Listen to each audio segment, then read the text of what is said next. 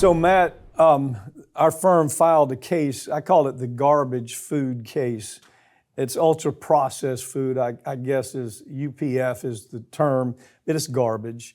The same industry that brought us all the death from tobacco is now bringing us all the illnesses from the ultra processed foods. They've moved from tobacco into the UPF business. Go ahead. Yeah, it's the addictive industry, so to speak. In this firm, we battle big tobacco, we battle opiates.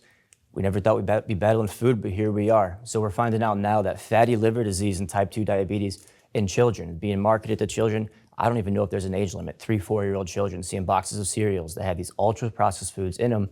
And like I said, we've had experience dealing with addiction before, but this is a new front in a sense. Well, ultra-processed food are exactly what you think. It's the garbage that you see at the grocery store, the cereals, the fruit juices, the stuff that looks like they try to dress it up with ultra nutritious. It's garbage, okay?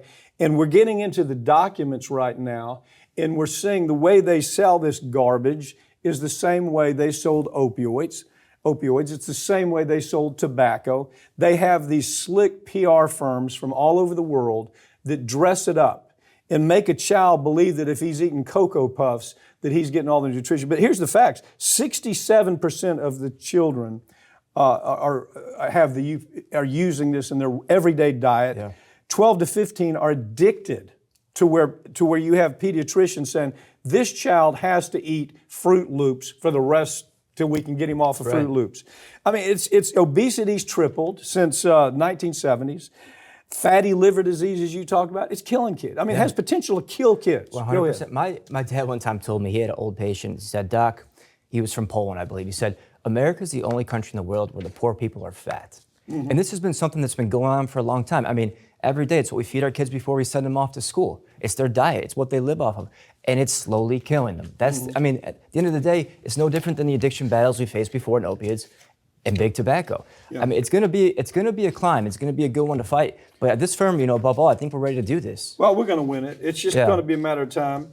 The sales pitches, and it's all the junk that you see at the store. I mean, go down the cereal aisle. It's public. Go down the chip aisle, and Lay's and all the Cheetos and all the garbage that we're giving our kids. And the sale is really pretty ugly.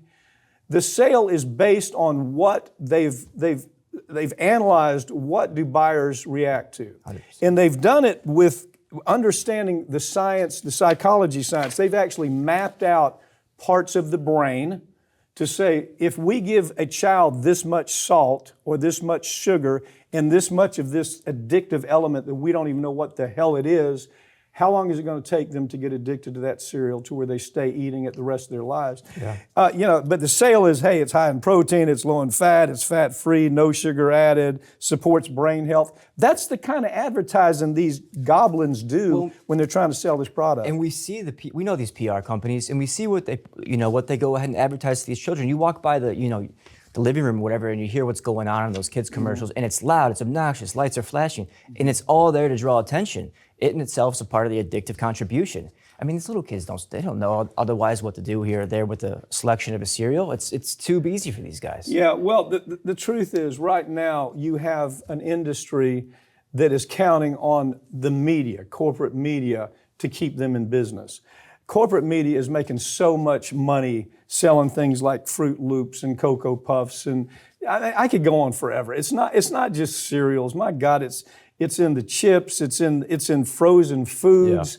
It's in the list goes on forever as far as the garbage. I think the last time I saw it, 80%.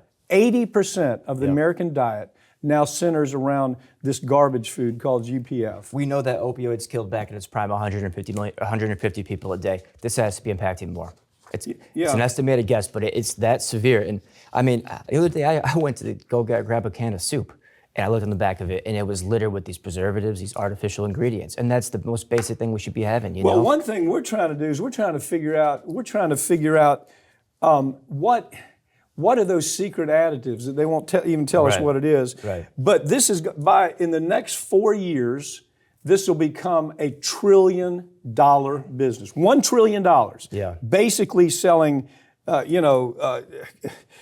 Cocoa Puffs, Lucky Charms, Cinnamon Toast Crunchies. It's Nestle, Coke, Kellogg. It's everybody. It's Yeah. every brand we know in our Publix. As a matter of fact, okay. Here's the annual revenue that they make selling this garbage. Yeah. Heinz made $27 billion. Post made $8 billion. Pepsi made almost $100 billion. General Mills, $20 billion. I mean, so if you look at what's happening, the only way you're going to overcome it, regulators won't do anything about it, okay? We've seen them, regulators allow them to sell stuff in the United States that they won't even allow to be sold over in Europe. Right. I mean, a lot. A lot of it, yeah. You know, if you 100%. take the 80% of the UPF food that's sold here, probably in Europe, maybe 15 to 20% of it is it's not even available. close. So, I mean, we've got, look, it's a war. Yeah. It's you're going to hear about it a lot. We filed the case about a month ago.